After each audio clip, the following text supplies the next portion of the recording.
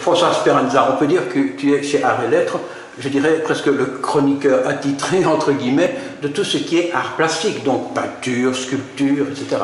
On peut dire ça, on peut dire ça. En fait, je collabore avec Art et Lettres depuis approximativement 2 ans, et je suis, si tu veux, spécialisé, on peut dire comme ça, dans tout ce qui tourne autour des arts plastiques, donc effectivement, tout ce qui tourne autour de l'image peinte, de l'image sculptée. Je me présente une demi-heure avant le début du vernissage. Je déambule dans la salle, ou dans les salles puisqu'il y en a 2. Je m'attarde sur les peintres qui m'intéressent le plus, sur les œuvres, sur les tableaux qui m'intéressent le plus. Je commence, tu vois que j'ai un petit calepin dans la main. Je commence à écrire des impressions que certains de ces tableaux peuvent me donner. Une fois que l'artiste arrive sur les lieux, on organise une interview. Et ce qui est intéressant, c'est que dans la conversation que j'ai avec lui ou avec elle, je compare mes impressions avec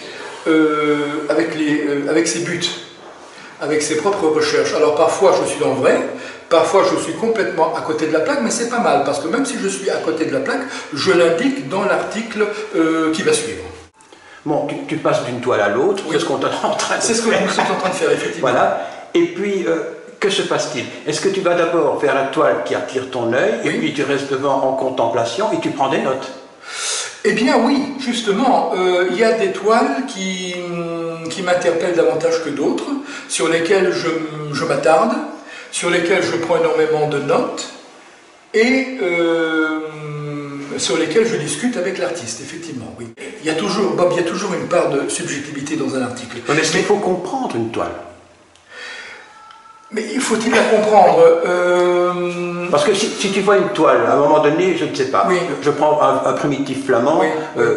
Très ancien, dans lequel, par exemple, je trouve que tous les Christ sont horribles. Hein, oui. Je prends les bébés, hein, horribles. Bon. Mais très souvent c'est le cas. Bon. Très souvent, c'est le cas. Et alors quelqu'un m'explique, oui, mais ceci, et au fur et à mesure qu'il m'explique, je commence à m'intéresser à la toile, et je finis par aimer cette toile. Naturellement, mais pourquoi? Parce que tu remets cette toile dans le contexte historique.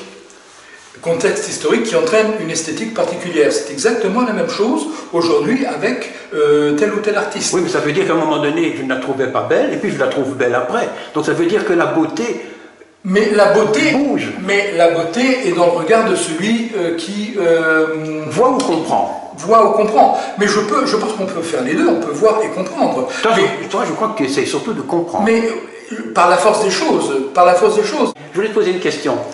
Lorsque tu viens dans la galerie, oui. Qu'est-ce qui t'intéresse le plus au départ, la toile ou bien le peintre? Je dirais, je ne vais pas commencer à esquiver la question, je dirais les deux. Parce que parfois on sent qu'il y a une communion entre l'œuvre et le peintre. Parfois, il arrive même qu'il y ait une véritable distorsion entre l'œuvre et le peintre. Parfois, j'ai l'impression, j'ai le sentiment que telle toile n'a pas été réalisée par tel peintre parce que j'ai parfois l'impression que l'œuvre en question se situe en dehors de la psychologie de l'artiste. Ah, ça, je n'ai pas compris. Il faut que tu m'expliques, parce que comment peut-on peindre en dehors de soi-même? C'est-à-dire que parfois j'ai le sentiment que ce qu'a voulu dire l'artiste est tout à fait faux. Alors que, en l'interviewant, en comparant ce que j'écris avec ce qu'il me dit, la symbiose se fait. Pourquoi est-ce qu'un peintre, ou même quelqu'un qui aime la peinture, attribue plus d'importance à la vie, par exemple, de M. Speranza, que de Dupont ou de Dubois? M. Speranza donne son avis d'historien de l'art et de critique d'art. Maintenant, à partir de ce que dit François Speranza, les gens se font leur opinion. Il est clair que ce que j'écris n'est pas parole d'évangile. Donc c'est comme si tu prenais un spot, que tu le mettais sur la toile et tu dis voilà, maintenant on la voit beaucoup mieux, regardez. Un spot avec une analyse. Est-ce que dans tes chroniques, dans tes critiques, enfin, j'aime pas tellement le mot critique, analyse, dans tes analyses, est-ce que tu tiens compte de la technique? Je suis bien forcé de tenir compte de la technique parce que la technique justifie ce que je vois. Et explique peut-être. Et explique tout, parce que je ne peux pas... parce que, attention, si je ne parle pas de technique, là, mon discours devient tout simplement esthétique. Oui. Là, je fais, disons, une métaphysique de tel ou tel tableau. Oui, mais est-ce que le spectateur se fiche éperdument de savoir si c'est une aquarelle, c'était fait avec de l'acrylique? Je souhaite que non. Je souhaite que non. En général, on ne sait pas. Hein. On ne sait pas, mais je souhaite que non. Je formule le vœu que ce ne soit pas le cas. Parce que pour moi, ce qu'on peut faire avec une aquarelle, on ne peut pas le faire forcément avec de l'huile ou avec de l'acrylique ou avec une technique mixte. Oui. Ce sont des techniques vraiment spécifiques pour chaque sujet. Écoute, on va terminer avec cette toile. Celle-ci. Oui, j'aime bien, moi. Franchement. Elle est très belle, oui. Je ne l'explique pas, j'aime bien, c'est tout. Hein?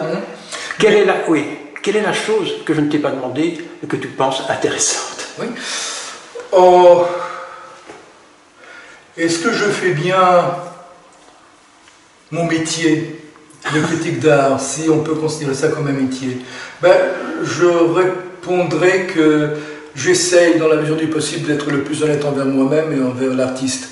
Je ne fais pas de la publicité, je suis quelqu'un qui agit par coup de cœur. L'honnêteté. L'honnêteté. Je suis quelqu'un qui agit par coup de cœur. Si tel artiste ne me plaît pas parce qu'il n'a pas grand-chose à dire, je ne le fais pas. Tout en étant le plus respectueux possible, mais je ne le fais pas. Voilà. On peut peut-être terminer en disant que toutes les toiles qu'on a vues sont de Stéphane Jantet. Exactement. C'est écrit derrière toi. Exactement, sont de Stéphane Jantet. L'article est potentiellement fait, il sommeille encore dans ce petit calepin. L'importance du critique d'art digne de ce nom, comme du critique de film, comme du critique musical, c'est de remettre l'œuvre qu'il analyse dans le contexte de l'histoire de l'art.